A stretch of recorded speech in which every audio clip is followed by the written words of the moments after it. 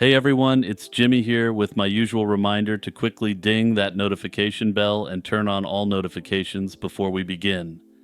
Also, don't forget to drop a comment saying what you're doing right now or where you're watching from. There's a theme running through this episode, multiple actually, so see if you can spot them and leave them in the comments. It sounds like a plot twist from a true crime novel. A former adult film star entangled in a family love triangle and a truly gruesome decapitation. Yet this is the very real story of Devon Michaels, once known for her work in the adult entertainment industry. She was convicted of beheading her ex-husband, 46-year-old Jonathan Willett, in a shocking 2023 case. The brutality of the crime, combined with Michaels' unusual personal relationships, including a marriage to her ex-husband's son, captured national attention. Now, at age 47, Michaels is destined to spend at least 28 years behind bars for her crimes. Devon Michaels was born in 1978 in New Mexico, though little about her early life is known for certain. She built a name for herself as an adult film actress under the stage name Nikki Fairchild, performing in the industry through the early 2000s.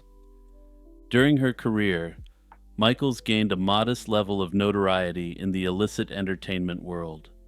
Some sources indicate that she was married to another performer in the industry while she was active, though the details on this are minimal. After leaving the industry in 2012, she transitioned to a more conventional life, working as a real estate agent in Las Vegas. Michaels appeared to be settling down and focusing on family. However, this normal facade hid tumultuous relationships that would later make headlines. Michaels married Jonathan Willett in 2012, and the couple had 2 daughters together. They divorced in 2018. In a bizarre twist, she later married Jonathan's adult son, Devier Willett, essentially becoming both her ex-husband's wife and his daughter-in-law at the same time. Devier Willett was of course also married to someone who he may have called mom at one time, a truly disturbing occurrence. Michaels described both marriages as marriages of convenience, indicating they were practical arrangements rather than love matches. By 2023, Michaels was living with Devier and raising her 2 young daughters with him. She claimed the unusual marriage to her former stepson was intended to help with her medical issues and to support her children. Ironically, Jonathan Willett was planning to move back in with Michaels and the kids to co-parent and create a quote-unquote stable home for their girls. This was an arrangement that was underway just before he was eliminated. This precarious and quite frankly bizarre domestic setup was rife with underlying tension and set the stage for the tragedy that followed. On the night of August 6th, 2023, this fraught family situation turned deadly. Devon Michaels was with Jonathan Willett at the Henderson, Nevada home he shared with his mother. What happened next was nothing short of horrific. Prosecutors later revealed that Michaels struck 46-year-old Willett in the head with a heavy wooden candlestick. She then proceeded to chop off his head while he remained in that position. The attack occurred while Willett was in a vulnerable position, allegedly receiving a back massage from Michaels, meaning he never saw it coming. Michaels attempted to cover her tracks by pouring bleach and ammonia over Willett's body, which filled the room with noxious fumes. She then fled the scene. The next morning, August 7th, Jonathan's mother discovered her son's headless corpse wrapped in bloody blankets, with bottles of cleaning chemicals nearby. It was a scene of unimaginable horror. The distraught mother called the cops, and investigators quickly surmised what had occurred. They determined that Michaels had taken Willett's severed head with her when she left. Police believe she dumped the head in a dumpster or trash bin near her own residence, but despite exhaustive searches, it was never recovered. Henderson police quickly zeroed in on Devon Michaels as the prime suspect. She was the last person to see Willette alive, and the convoluted family dynamics provided an obvious motive to investigate. On August 15th, 2023, about a week after the killing, detectives arrested Michaels and charged her for this sick slaying. During interrogation, Michaels even agreed to a polygraph test as part of the investigation. She tried to explain the events as something other than premeditated. Michaels claimed that Willette had been violent toward her, and he alleged he had tried to force an illicit act on her just before the incident. She admitted she struck Willette in the head with a wooden stick while giving him a massage. However, she claimed she only meant to hurt him badly enough to figure out what to do about her situation. However, while Michaels confessed to the bludgeoning, she paradoxically denied carrying out the decapitation or disposing of the head. This denial rang hollow, as the physical evidence clearly indicated the killer had gone to extreme lengths to hide the victim's remains. For a time, it looked as if Michaels might avoid a public trial. In September 2024, she accepted a plea bargain and pleaded guilty to a reduced charge. This would have made her eligible for parole after roughly 15 years. But at her sentencing hearing in July 2025, Michaels suddenly reversed course. She proclaimed her innocence and attempted to withdraw the plea. The judge ruled that her plea had been entered voluntarily, but allowed it. The case was set for a jury trial, and the jurors weren't informed of the procedural issues prior, including the withdrawal at the sentencing hearing. Michael's trial began in November 2025. Over about 2 weeks, prosecutors portrayed her as a cold and calculating killer who brutally eliminated Jonathan Willette.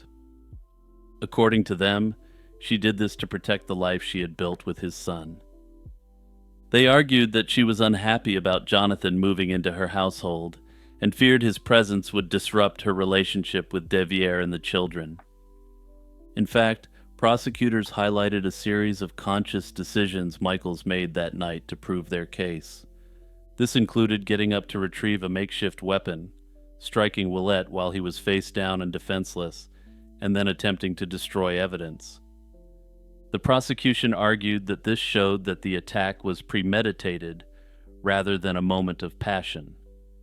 They noted that Willette's wallet and keys were missing from the scene, suggesting an effort to stage a robbery or conceal evidence. Trial testimony even suggested that Michaels had been romantically involved with Deviere while still with Jonathan, implying an overlap that added to her motive of jealousy and betrayal. The defense, in contrast, offered an alternate culprit.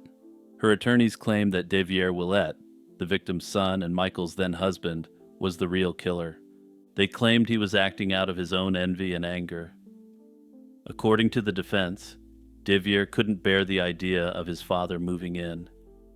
According to them, this would ruin the home life he shared with Devon, so he allegedly knocked off his father in a fit of rage. Deviere took the stand in his stepmother's trial and emphatically denied any involvement in his father's death. No physical evidence tied him to the crime. Notably, this was a massive departure from Devon's original claim that Jonathan Willette had illicitly assaulted her during the massage on the night in question. Of course, this change in story did little to help Devon's already shattered credibility, a factor that jurors surely considered during deliberations. After hearing both sides, the jury ultimately rejected this attempt to shift blame. In November 2025, they found Devon Michaels guilty in the first degree. The jurors needed less than 2 hours of deliberation to reach their verdict, underscoring how strongly they sided with the prosecution's case. In January 2026, Judge Tiara Jones formally sentenced Michaels for the crime. The punishment was life in prison with the possibility of parole after 28 years. This sentence translates to a minimum of 20 years for the bludgeoning itself, plus an additional 8 years due to the use of a deadly weapon.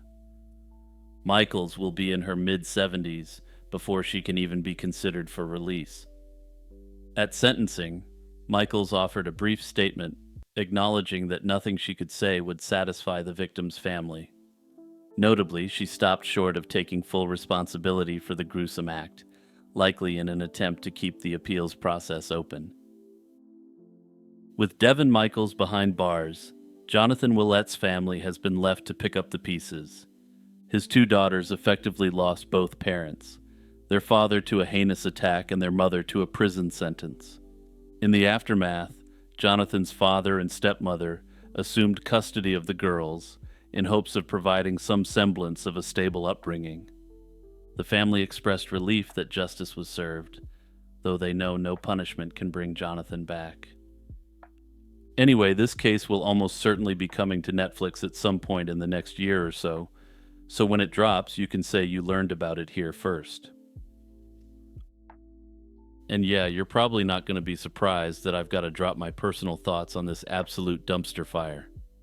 This case was never just about one slaying.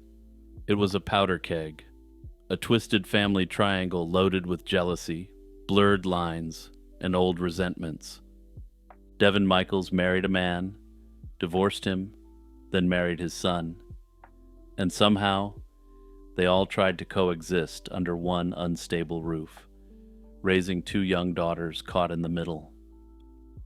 It's unclear what kind of dark tension simmers in such a situation simply because it's so unusual and so twisted.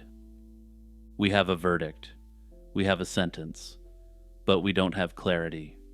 The severed head was never found, and the true motives remain tangled at best.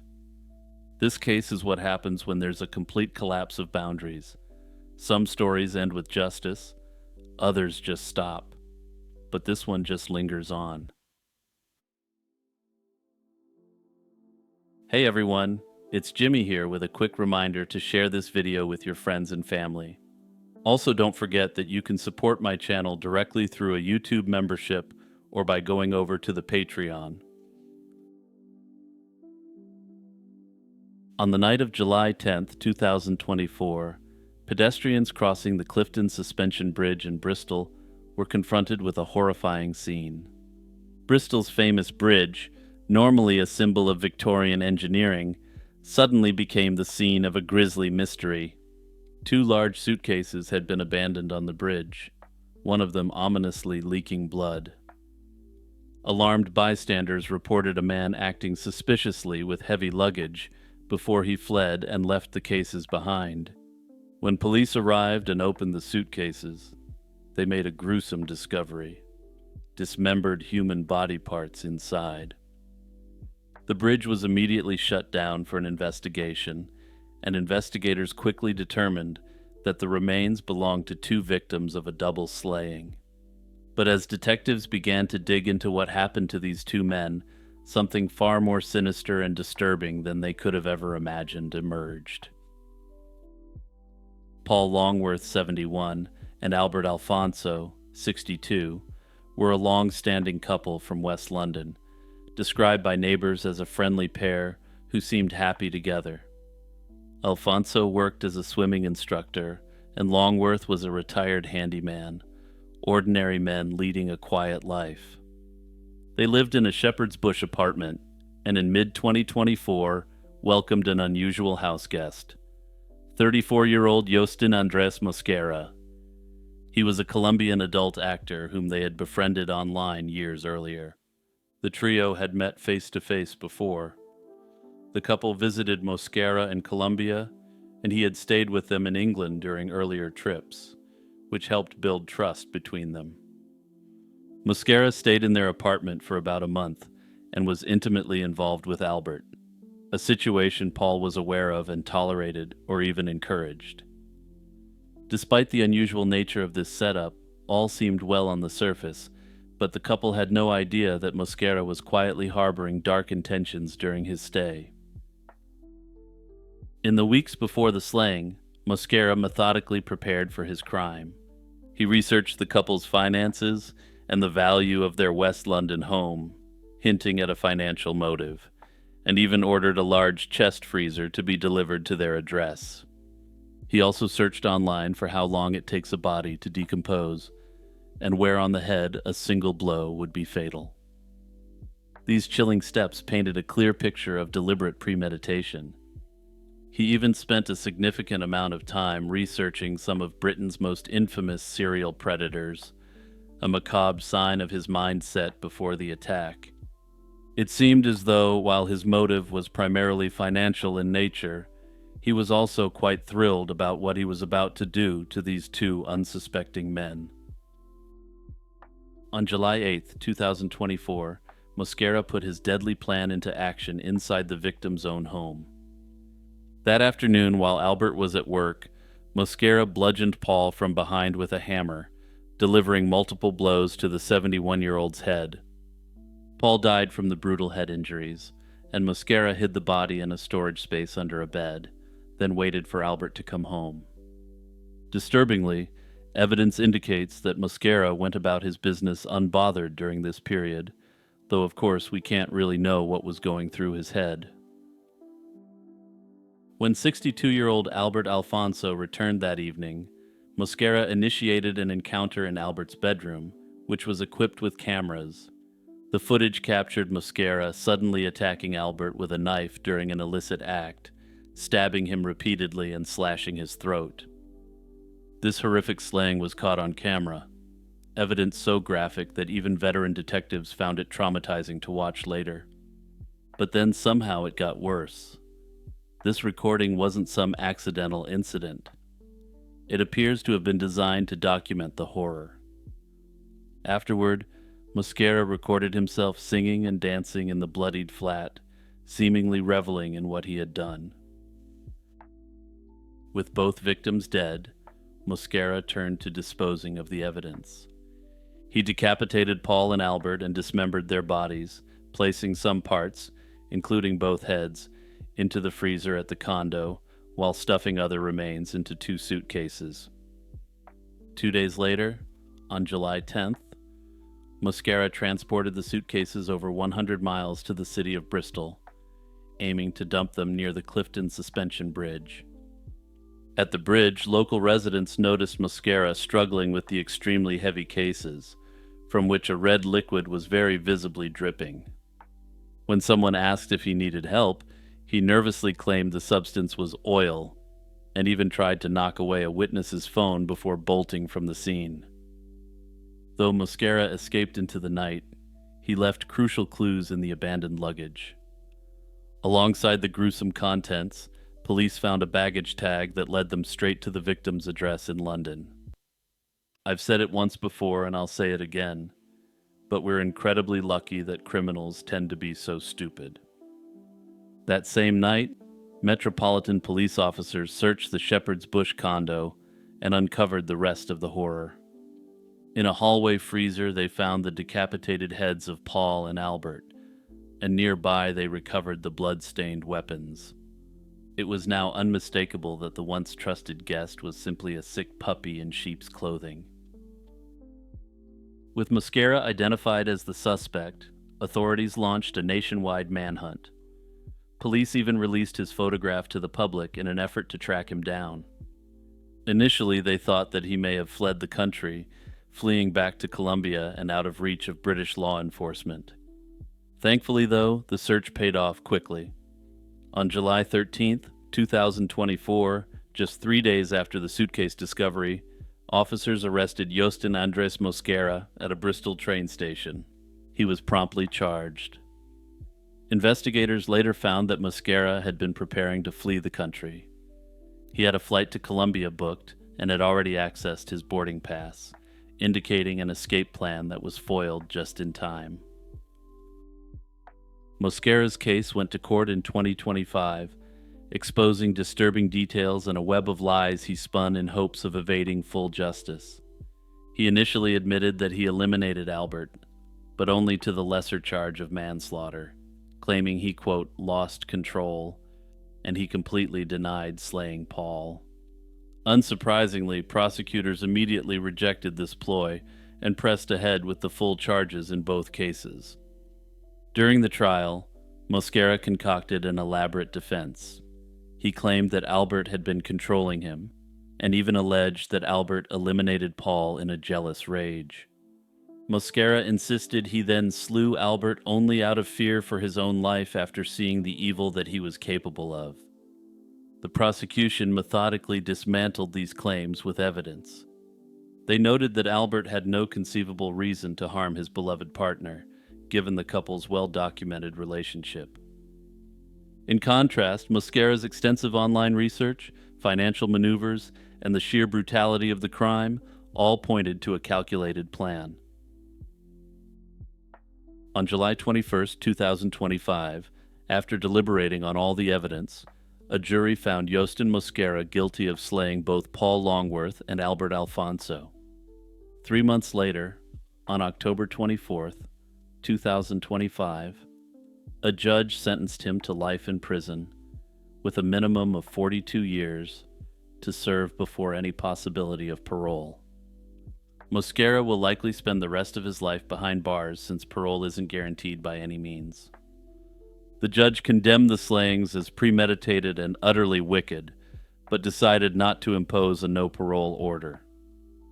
Personally, I find this highly disturbing given the acts that were committed, but the judge provided reasons. In explaining this decision, the judge noted that Mosquera had no prior criminal record and may have been brutalized in his youth after witnessing extreme violence. These were factors which weighed against a never-released sentence, at least according to the judge. But just when you thought you couldn't hate Mosquera anymore, and this judge's decision was perhaps deranged, it gets so much worse.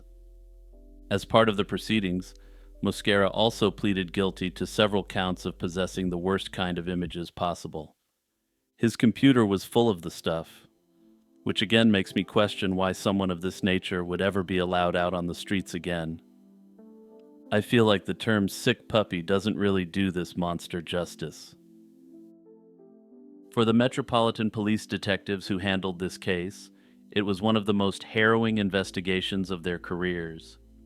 Even seasoned officers were shaken by the sheer brutality of the crimes and the disturbing video evidence they had to review.